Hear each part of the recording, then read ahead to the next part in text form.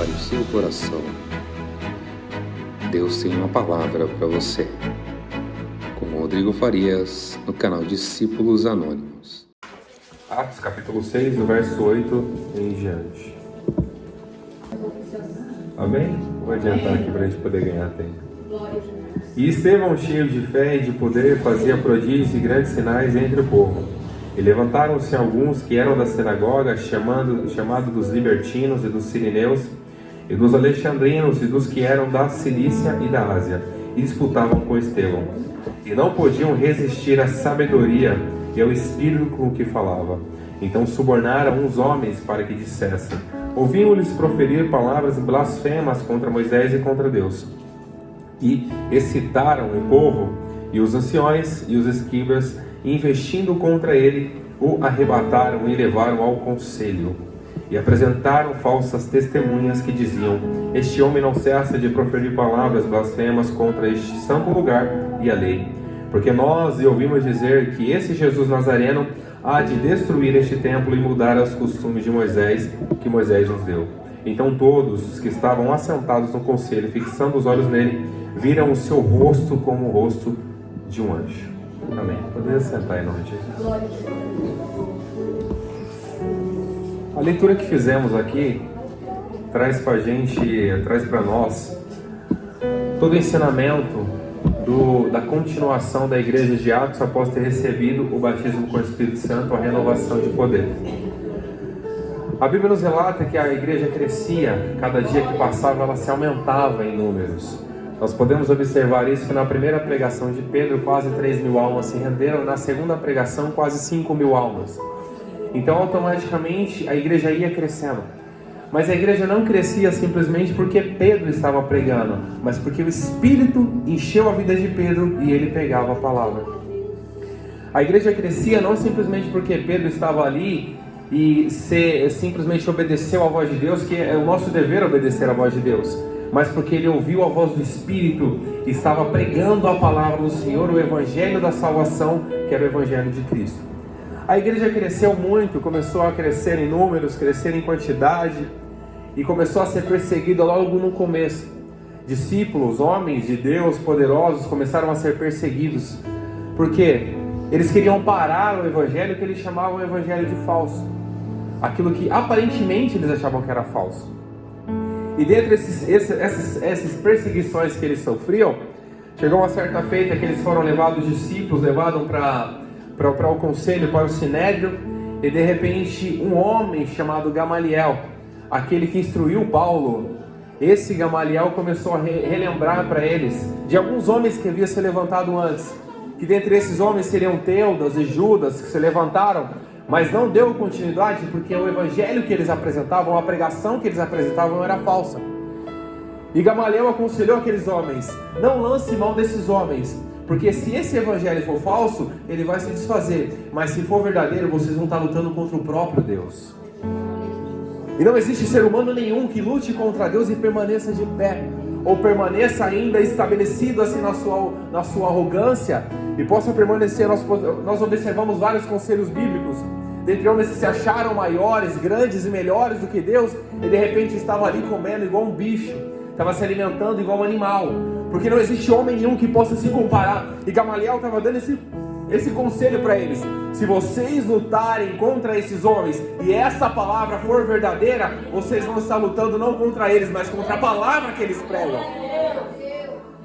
E desse crescimento que a igreja começou a ter, depois de Gamaliel aconselhar aqueles homens, aqueles fariseus, saduceus, que não cometessem, não arremetessem contra esses homens que estavam pregando o evangelho, mesmo assim eles foram açoitados e foram soltos. Eles foram açoitados e foram soltos, mas a igreja continuou crescendo, porque o evangelho não parou. E de repente a igreja aumentando, e a gente sabe que quanto mais aumenta a igreja, mais os problemas vêm. Porque lidar com pessoas não é algo tão fácil. Lidar com pessoas não é algo tão fácil de lidar assim. Por exemplo, eu converso com uma pessoa, peço para ela fazer aquilo, ela vai fazer de bom grado? Não. Ela vai me questionar por que precisa fazer aquilo, por que tem que fazer aquilo. E acontece isso muito com as minhas filhas. Quando eu peço para ela, inclusive a Rafa, Fala, filha, faz isso para mim, mas por que eu tenho que fazer isso? Ela começa a questionar. E com nós aqui na igreja também não é diferente, nós começamos a questionar algumas coisas. Mas uma coisa que eu sempre aconselho a vocês, e a mim mesmo como conselho de vida, nunca questione aquilo que Deus quer fazer. Você pode questionar o homem, pode, que é normal isso, nós aprendemos a crescer assim. Já pensou se todo mundo fosse igual, qual a graça seria disso? Todo mundo fizesse a mesma coisa, que graça teria isso? Nós somos pessoas diferentes, porque nós precisamos crescer e aprender a lidar com as diferenças. A igreja começou a aumentar em número e começou a crescer de uma forma tão grande que começou a apresentar os problemas. No começo do capítulo 6, nós começamos a observar que os problemas começaram a crescer e houve murmurações entre o povo. E essas murmurações, por quê?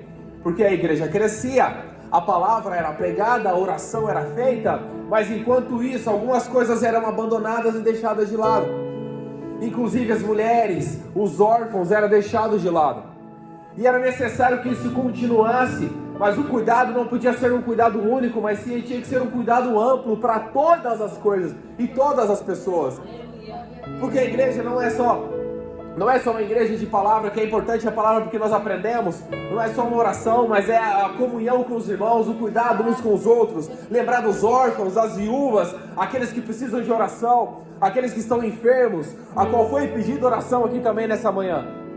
As pessoas precisam e necessitam de coisas, porque nós somos seres humanos, nós somos pessoas que necessitamos cada dia mais uns dos outros.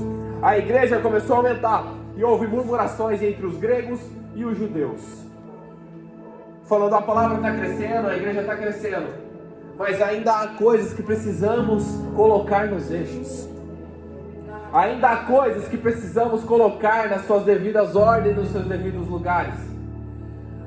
E eles começaram a conversar, e o mais interessante que eu começo a observar, que eles não decidiram entre eles, sozinho. Por exemplo, o Pedro decidiu, falou, vou fazer sozinho isso aqui, eu vou estipular isso. Não, eles se reuniram com os 12 e decidiram o que nós iremos fazer a partir de agora.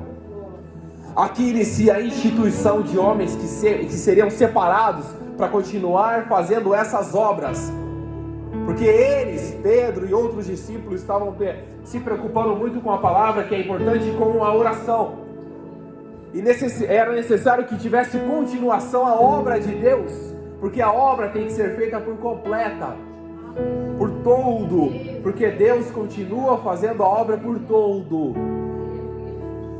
E nós sempre observamos isso, eu sempre costumo dizer, é importante estar aqui na igreja, é muito importante. É importante orar, é muito importante. Mas se você ora e não toma atitudes diferentes, automaticamente a sua oração vai ser apenas uma conversa com Deus. Porque nós precisamos tomar atitudes também para fazer a diferença. O impossível Deus faz, mas aquilo que é possível para nós fazer, nós temos que fazer. Porque orar e não mudar a atitude, orar e não fazer coisas diferentes, vai continuar no mesmo ambiente, no mesmo lugar, e nada vai mudar. Se nós orarmos por aquela pessoa que está ali precisando de um conforto, mas não vamos aconselhá-la, dar um abraço nela, qual a diferença dessa oração para aquela pessoa? Porque nós estaremos orando indiretamente por ela, orando a Deus que é poderoso, mas ainda Deus trabalha em coisas impossíveis para nós. E tem coisas que nós precisamos fazer, tem coisas que nós precisamos parar de simplesmente pendurar isso. Que tem gente que fala que pendurar tudo nas mãos de Deus, entrega tudo nas mãos de Deus, é importante sim, mas Deus dá também autonomia para a gente fazer coisas, porque nós precisamos também aprender. Nós precisamos também mudar cada dia mais. E dentre essas instituições que foram criadas, estabelecidas pelos apóstolos, pelos discípulos, eles chamaram 7 homens. E o que me chama muita atenção ao chamar os 7 homens que eles chamaram, eles não olharam simplesmente para a aparência deles. Eles não olharam para quanto eles estavam bonitos, elegantes, se eram gregos, se eram judeus. Eles não olharam para isso. Eles não olharam se a pessoa tinha um diploma, se ela tinha um certificado de conclusão de curso de alguma coisa. Não se preocuparam se ela tinha teologia, se ela tinha ensinado, se tinha sido instruída aos pés de algum apóstolo, algum discípulo. Não se preocuparam com isso.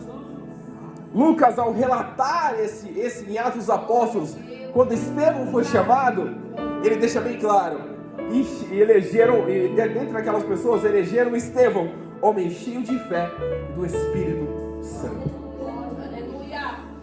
O que muda a nossa nação, o que muda o futuro da nossa humanidade, não é simplesmente ter um curso teológico e sair pregando por aí para cima e para baixo, mas é ser cheio do Espírito Santo e fazer sinais e maravilhas. O que muda não é o meu título simplesmente por ser formado, isso não muda nada, mas se eu não for cheio do Espírito Santo, a palavra que eu falar para vocês vai ser vazia. A palavra que eu pregar aqui vai ser vazia, mas eu preciso ser cheio para que o Espírito Santo transborde no coração de cada um. E essa foi uma das especificações de Estevão.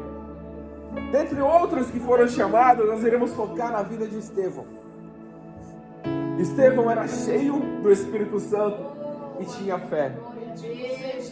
Cheio do Espírito Santo e não havia abandonado a sua fé.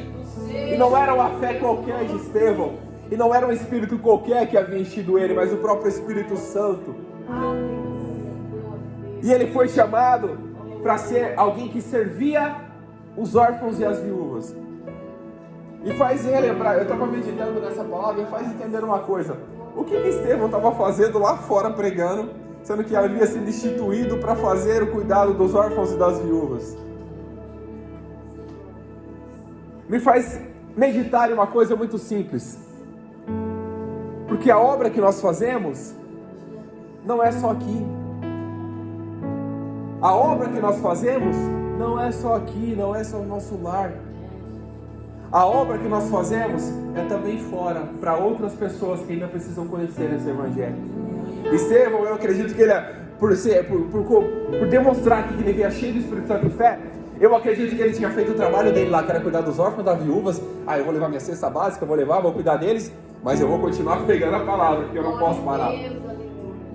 Porque a chama que ardia no coração de Estevão era uma chama do Espírito. O fogo que ardia no coração de Estevão não era qualquer coisa, mas era a chama do Espírito Santo que ardia no coração dele para pregar a palavra. Porque aquilo que ele havia guardado no coração, ele deve ter pensado muitas vezes como eu pensei, eu tinha tanto conhecimento, mas o que adianta todo o meu conhecimento se eu não compartilho isso com ninguém? O que adianta eu guardar tudo isso se eu não transbordo a alegria, se eu não transbordo a palavra, se eu não transbordo o amor? O que adianta ter tudo isso? Estevão estava nessa situação, e eu acredito que ele deve ter pensado da mesma forma. A Bíblia não relata, mas eu vou conjecturar aqui. Ele deve ter pensado, o que adianta eu guardar tudo isso? Mas eu preciso compartilhar esse Evangelho que transformou a minha vida. Eu preciso compartilhar esse Evangelho que transformou a minha alma, o meu ser. Eu preciso compartilhar a presença desse Espírito que transformou a minha vida, me encheu da graça, me encheu de fé. E eu estou aqui pregando esse Evangelho. E de repente Estevão estava lá fora pregando numa praça. E não só tinha cheio de fé e do Espírito Santo, mas ele começava a fazer sinais e prodígios. Ou seja, ele curava pessoas, ele fazia sinais para demonstrar que realmente aquele Evangelho era verdadeiro, que ele pregava. Ele não se absteve apenas em palavras, mas ele foi em ações para fazer aquilo realmente acontecer. E algumas pessoas se juntaram. E o mais interessante disso tudo, que Estevão estava sozinho. E de repente se juntou tanta gente ali. E se juntou gente da sinagoga, os libertinos, sirineus, alexandrinos e dos que eram da Cilícia, da Ásia, disputavam com Estevão. Era um homem contra muitos. Mas eles esqueceram que um homem tinha um Deus. E o Deus que havia dado sabedoria para ele. O Deus que havia dado conhecimento, o Deus que havia enviado o Espírito enchido o coração de Estevão. E é esse Deus que Estevão estava com a fé ardendo no coração.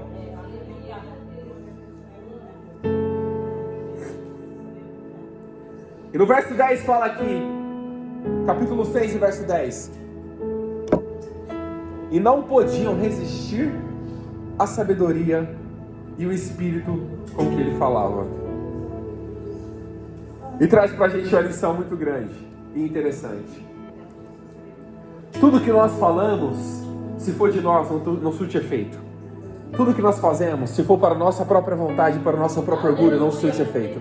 Enquanto nós não entendemos que nós precisamos fazer pelo Espírito, precisamos fazer para Deus, e para que a nossa vida possa ser transformada, nada vai ser diferente. Estevão estava cheio de sabedoria, porque a sabedoria havia vindo dos céus para ele. E o Espírito que ele falava não era o Espírito dele, mas é o Espírito de Deus que havia enchido ele. Todas as palavras que nós falamos têm que ser direcionadas pelo Espírito.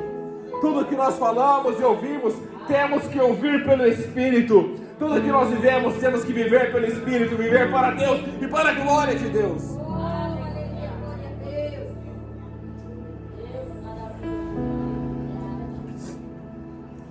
Quando aqueles homens perceberam que não iriam conseguir torcer Estevão, não iriam conseguir suportar a sabedoria de Estevão, eles apelaram para a pior situação.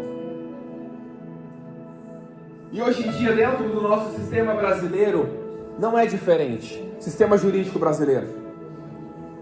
Porque eu já vi casos de homens, ou até mesmo pessoas serem presas por falsas testemunhas. Pessoas serem condenadas e depois de anos serem soltas, porque eram inocentes, foram condenadas por falsos depoimentos. Esses homens daquela época queriam fazer isso com Estevão. E eles levaram Estevão ao Sinédrio. Chamaram 2 testemunhas e subornaram elas, pagaram para que elas pudessem mentir. E que mentir como se Estevão estivesse inventando alguma coisa. Mentir que Estevão estava falando sobre o templo, falando sobre Moisés. E na verdade Estevão estava simplesmente falando da palavra do Evangelho. E ele foi levado ao Sinédrio. Sinédrio naquela época seria o lugar onde eles eram julgados. Eles eram ouvidos, assim como o tribunal hoje em dia. Eles eram ouvidos, davam sua defesa e eram sentenciados. E naquela época o sentenciamento que os judeus davam, quando você contrariava a lei dos judeus e dizia, por exemplo, contrariava a lei dos judeus, dizia que a lei de Moisés se encerrou ali, automaticamente eu falava algo sobre o templo, igual Jesus falou que o templo seria destruído em 3 dias, ele reconstruiria o templo em 3 dias. Então isso trazia para aquelas pessoas uma condenação. A condenação era apedrejamento. As pessoas eram apedrejadas. E o que mais me chama a atenção, Estevão foi apedrejado. Eu vou só adiantar um pouquinho. Pedro foi apedrejado, mas o Evangelho não parou. O Evangelho continuou. E lembra aquilo que Gamaliel falou? Se esse Evangelho for verdadeiro, vocês vão estar contendendo contra o próprio Deus, pois o Evangelho não parou. E mesmo depois de mais de 2000 anos, nós ainda pregamos essa palavra com autoridade, com ousadia, e ainda acreditamos nesse Evangelho. Não foi algo que se findou, mas continuou e perpetuou, não só no tempo, mas na vida das pessoas. Perpetuou não só no tempo, mas no coração daquele que crê. Perpetuou não só no tempo, mas a ousadia que as pessoas ainda continuam falando desse Evangelho e pregando essa palavra. Essas 2 testemunhas foram levadas, essas falsas testemunhas foram levadas perante o Sinédrio e foram apresentadas diante dos anciões. E essas mesmas testemunhas excitaram o povo, ou seja, provocaram o povo para que de contínuo ali, todo aquele povo que estava ali, condenasse Estevão. E sendo falso testemunho, eles começaram a ouvir a Estevão. Eles inventaram que Estevão estava falando que Jesus Nazareno havia de destruir o lugar e mudar os costumes.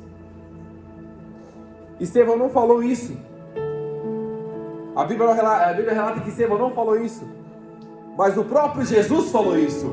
Eu vou destruir esse templo, em 3 dias eu vou construir novamente. Mas não era o templo que eles estavam falando de Jerusalém, mas era o seu próprio corpo que seria morto e ressuscitaria no 3º dia. Ou seja, o templo havia sido destruído, o véu do templo havia se rasgar, para que nós tivéssemos acesso direto ao Pai, por Jesus Cristo. É esse templo que Jesus estava falando, era o próprio corpo dele. E Estevão não comentou nada sobre isso, a Bíblia relata. Mas eles inventaram isso para provocar aqueles homens ali. Estevão começa a sua defesa. A defesa de Estevão é algo tão interessante que vai do capítulo 7, do primeiro versículo, até o 53. Uma defesa tão grande e tão longa, que ele começa a falar algo que os judeus já sabiam, para poder relembrá-los, porque as pessoas esquecem fácil. Ele começa a falar de Abraão, Isaac, Jacó, e chegou até lá na frente falando sobre Moisés, sobre Salomão, onde ele encerrou o seu discurso. Quando ele encerrou o discurso sobre Salomão, ele olhou para aqueles homens e falou: homens de dura cerviz, incircuncisos de coração e de ouvido. Quando ele fala incircunciso de coração e de ouvido, é porque o coração não penetrava mais nada. Não havia mais nada no subconsciente, no consciente da pessoa para poder acreditar. Não havia mais nada no ouvido deles, não captava mais nada. Tinha comichões, igual a palavra fala, tinha comichões no ouvido, tampavam os ouvidos deles. Eles não queriam ouvir mais nada. E é muito interessante que um pouquinho mais à frente vai dizer que eles tampavam os ouvidos quando Estevão falava. E no versículo 54 em diante, quando Estevão é levado lá para fora, eles se enfureciam o coração deles, eles endureceram o coração dele, se enfureceram, levaram Estevão para fora. Para quê? Para condená-lo ao apedrejamento. E foi levado lá para fora. Por que eles não derrubaram Estevão, não condenaram Estevão dentro do templo? Porque eles achavam que o templo era mais sagrado do que a própria vida. Eles achavam que o templo era mais sagrado do que a própria vida daquela pessoa, daquelas pessoas que estavam ali. Eles tiveram que levar Estevão lá para fora, para poder apedrejá-lo. E é nesse momento que Estevão estava cheio do Espírito Santo, fixando os olhos no céu, e disse: eis que eu vejo o céu aberto. Jesus. Eis que eu vejo o céu aberto, e o Filho do Homem que está em pé, à mão direita de Deus. Mesmo à beira da morte, condenado à morte, ele não perdeu a sua fé. Mesmo condenado à morte, à beira da morte, ele não deixou de olhar para o céu, pois aonde ele viu o Filho de Deus assentado à direita do Pai, mesmo à beira da morte, condenado à morte, pessoas com pedra nas mãos, ele não deixou de olhar para o céu e acreditar que a vida dele, ainda que terminasse, ele continuaria no céu.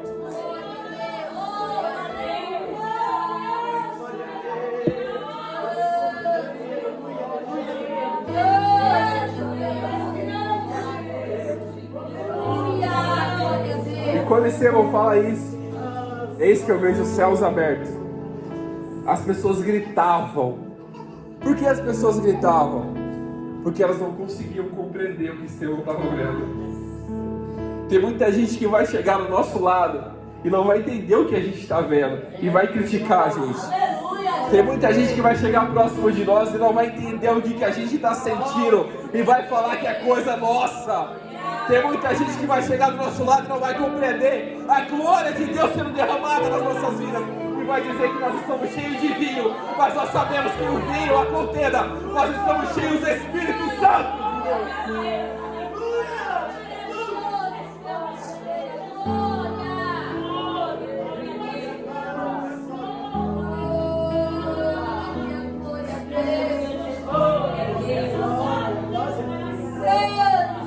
E nesse momento que Estevão dá esse discurso e essa realidade que ele viveu, eles começaram a gritar com grande voz e tamparam os seus ouvidos.